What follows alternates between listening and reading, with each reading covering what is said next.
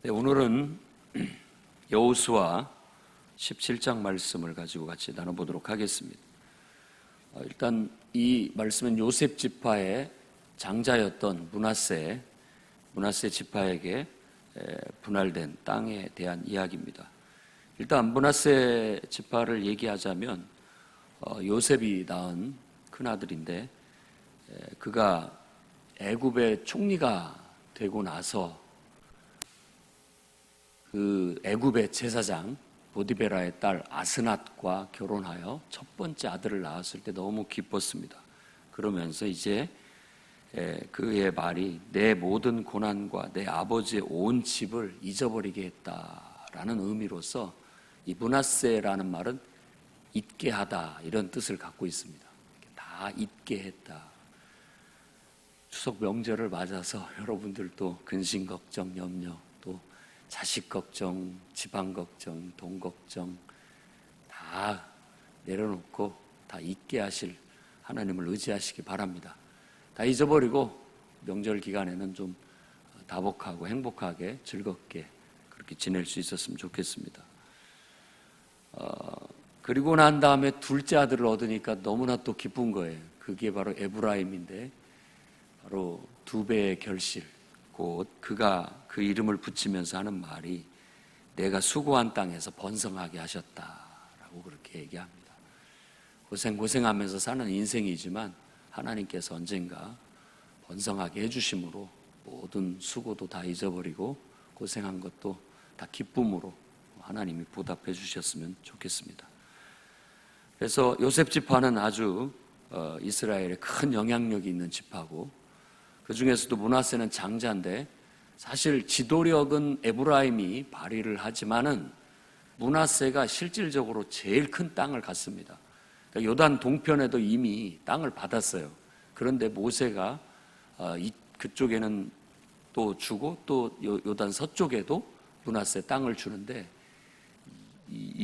요단 이 서쪽 가나안 땅에서 점령을 했을 때도 유다 지파 다음으로 므낫세가 땅이 큽니다.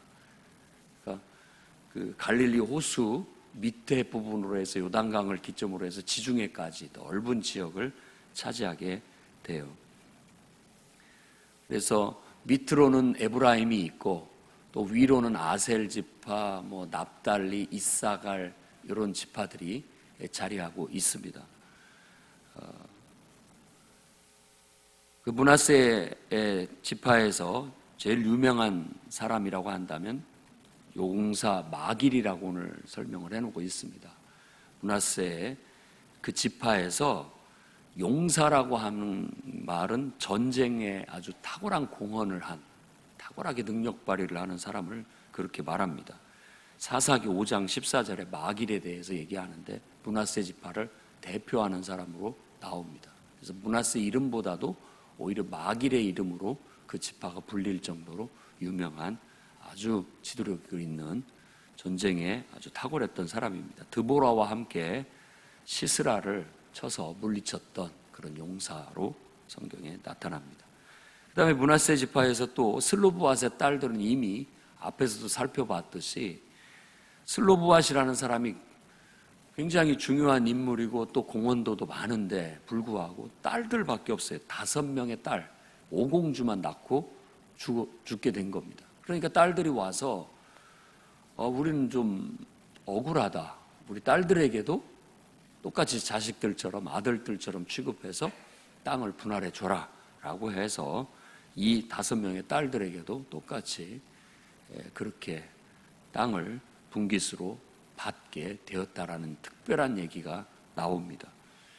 가만히 보면 남녀가 다 평등한 것이죠.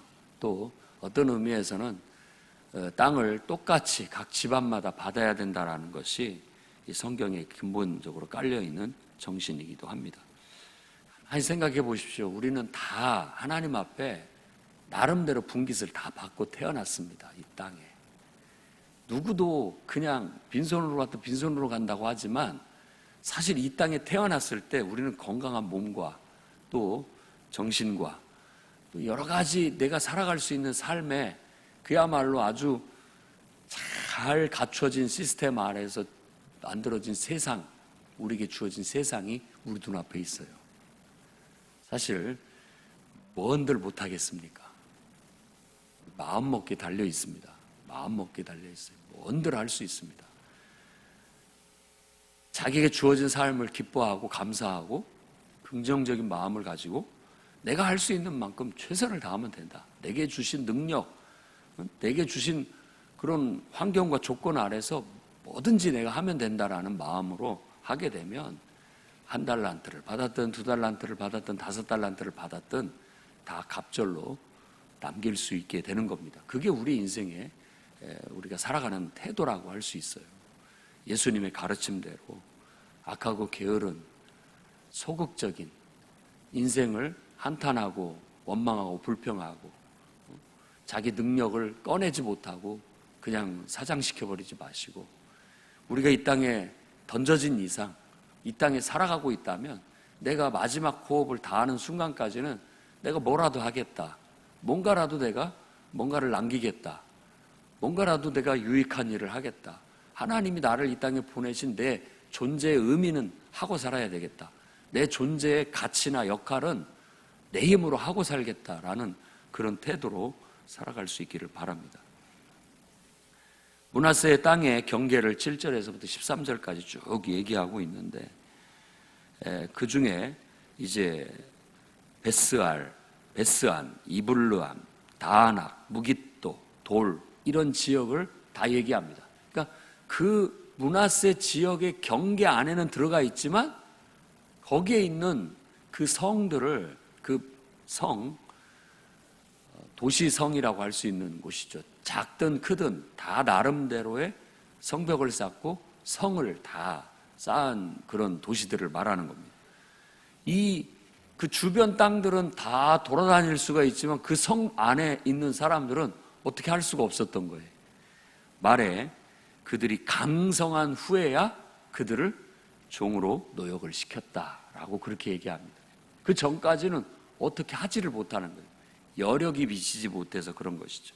우리가 지금까지 살펴본 유다 지파도 그렇고 에브라임도 그렇고 므낫세도 마찬가지입니다. 다 자기 영역 안에 있지만 여력이 미치지 못해서 그들을 굴복시키지 못하고 결국은 내방쳐 둘 수밖에 없는 그런 부분들이 있습니다. 우리 인생도 마찬가지입니다. 누가 못하고 싶은 사람이 누가 있겠습니까? 다 그 문제 해결하고 싶고 다 또 이상적으로 잘하고 싶죠. 그렇지만 어떨 때 보면 시간도 안 되고 에너지도 안 되고 여러 가지 면에 있어서 역부족인 경우가 있습니다. 우리에게 있어서. 물론 더 건강을 해쳐서까지 더 막 아주 노력을 한다면 해낼 수도 있겠지만은 어떤 데는 해내지 못하는 경우들이 있다는 겁니다. 그런 것들은 일단 하나님께서 하신 말씀, 내가 나중에 쫓아낼 것이다, 언젠가는 쫓아낼 것이다 라는 그 말씀 믿고, 어떤 것은요 그냥 과제로 남겨야 됩니다. 여러분, 부부관계에서 해결되지 않는 문제는 안 됩니다. 백날 싸워도 안 되는 건 안 돼요. 그 싸워봤자 의미가 없어요. 에너지만 뺏기는 것이고, 어떤 의미에서는 그냥 그걸 안고 가야 되는 경우가 있고, 또 하나님께서 허락하신다면 언젠가는 해결이 될 수 있겠지만 잘 안 되는 부분이 있습니다. 이제 가족들이 모이면 또 뭐 시댁, 또 친가 여러 가지 갈등이 있을 수도 있겠지만 괜히 해결 안 되는 문제로 가지고 분란 일으키기보다는 그냥 이해할 건 이해하고 덮을 건 덮고 가는 것이 더 지혜롭다고 생각합니다. 눈높이에 맞춰서 살아야지, 안 그렇고 너무나 비현실적으로 자꾸 부담을 주고 서로 간에 허물이나 또 서로 간에 문제점들만 자꾸 드러내다 보면 인생이 재미가 없어져요. 그러려고 사는 건 아니거든요. 서로 하나님의 은혜 안에서 서로 좋은 점들 나누고 또 함께함으로써 긍정적인 어떤 것들을 얻고자 하는 것이지, 그렇게 하면서 서로 부정적인 것들을 서로 주고받고 상처만 깊이 주고받고 살자는 건 아니거든요. 그렇기 때문에 언젠가는 해결되겠지만 지금은 아니라면 적당한 선에서 일단은 물러서고 때를 기다릴 수 있는 지혜도 여러분에게 있기를 바랍니다. 다윗과 솔로몬 시대에 가서 결국 그들을 다 노역으로 부리게 됩니다.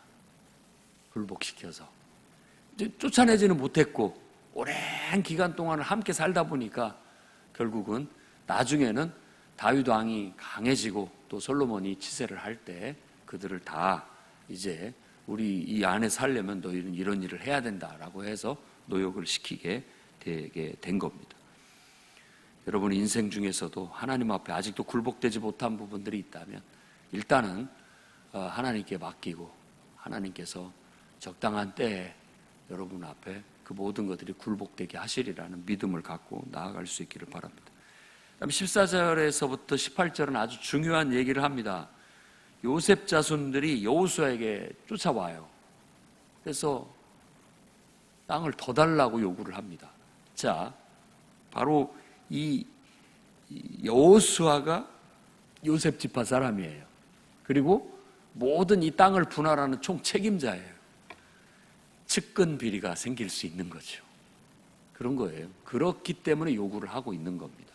안 그랬으면 나머지 별로 친분이 없는 이제부터 베냐민 그 다음 때로부터 이렇게 쭉 얘기를 하면 7지파는 그냥 무더기로 쭉 나오는데 결국은 그 사람들은 제비 뽑아서 어쩔 수 없이 원튼 원치 않든 땅을 가져가게 됩니다. 자기 땅을. 그러나 이 앞에 유다지파, 에브라임, 므낫세, 베냐민까지는 그래도 자기가 원하는 땅, 그래도 나름대로 좋은 땅을 가져가요. 그게 다 나름대로 뭔가가 있기 때문에 그런 것이죠. 근데 이 요셉 지파가 자기 지도자가 총 책임자가 우리 같은 지파인데 야 우리가 똑같이 받으면 되겠느냐, 우리는 하나를 더 줘야 되는 거 아니냐라고 요구하게 됩니다. 여호수아는 단호하게 얘기합니다. 더 줄 수 없다. 아직 미개척지가 있지 않느냐, 아직 우리가 손을 뻗치지 못한 지역들 스스로 개척해라. 부족하다면 스스로 개척해라. 그래도 와서 또 부탁을 합니다. 너희들은 큰 민족이고 다른 민족보다도 더 능력도 많지 않느냐. 그러니 산에 사는 그런 산에 있는 그 마을들, 성읍들, 원래 산성은 너무나 이렇게 견고하고 강해서 정복하기가 쉽지 않습니다. 예루살렘이 대표적인 산성이죠.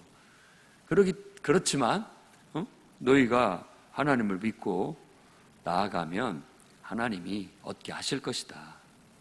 가나안 족속이 철병거를 가졌고 강할지라도 내가 능히 그들을 쫓아낼 수 있다 라고 권면하고 용기를 줘서 돌려보냅니다. 그래서 여호수아는 마지막까지 충실한 하나님의 말씀대로 그대로 순종했던 지도자로 남습니다. 나중에 이 모든 자기 사명이 끝났을 때는 자기가 받은 그 땅에 그대로 가서 혼자 그냥 삽니다. 다른 특별한 지도력을 발휘하지 않습니다. 왜? 하나님이 왕인 나라를 꿈꾸고 나아갔기 때문에 하나님이 왕이시면 되는 겁니다. 자기 자리로 돌아가게 되는 거죠. 자기의 지도력의 역할을 다하고 난 다음에는 자기 자리로 돌아가게 되는 것이죠. 우리 인생에도 가끔가다 하나님 앞에 좀 불만스러운 부분들이 많습니다. 왜 이것만 주시냐고, 왜 내 인생이 이것밖에 안 되냐고 얘기할 수 있습니다. 오늘 여호수아를 통해서 하나님이 주시는 말씀을 들으십시오. 스스로 개척해라. 거기부터 시작이다. 내가 너에게 준 그걸 가지고서 네가 스스로 개척해라. 하나를 줬으면 스스로 개척해서 둘을 만들고, 2개를 줬으면 스스로 개척해서 4개를 만들고, 5을 줬으면 스스로 개척해서 10을 만들어라. 주님이 그렇게 말씀하시는 겁니다. 실제로 우리가 처한 현장은 철병거를 가진 가나안 족속들처럼 무시무시한 무기, 너무나 강한 그런 적이라 할지라도 네가 이길 수 있다. 하나님이 주신 말씀입니다. 우리가 하나님을 통해서 힘을 얻고 하나님을 통해서 지혜를 얻고 하나님을 통해서 정말 누구보다도 더 실천적인 그런 삶을 살아나가게 된다면 저는 더 많은 것들을 얻을 수 있다고 믿습니다. 하나님께서 우리에게 주신 분량이 있지만 그 분량이 더 2배, 3배, 성경에서는 곡식 비유를 통해서 30배, 60배, 100배의 결실을 맺는다고 한 것처럼 여러분의 인생이 풍성한 결실을 맺는 그런 삶이 되시기를 주의 이름으로 축원합니다. 기도하겠습니다. 자비의 하나님,